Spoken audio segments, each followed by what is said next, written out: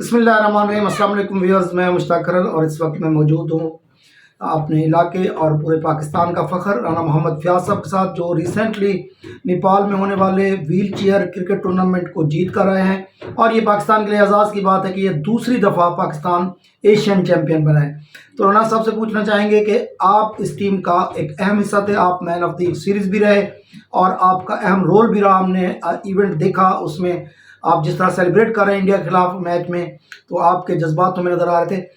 Overall आपकी पूरे tournament में क्या जो परफॉर्मेंस है वो रही?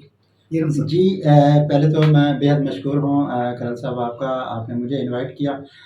जी इंडिया और पाकिस्तान के मैच के अलावा अगर पूरे टूर्नामेंट की भी बात की जाए तो अल्हम्दुलिल्लाह ओवरऑल बहुत अच्छी परफॉर्मेंस रही है। और जो मेरा 100% था, जो मेरा बेस्ट था, मैंने वो देने की कोशिश की और अल्लाह ताला ने भी कामी ऐसे में मेरी मदद फरमाई।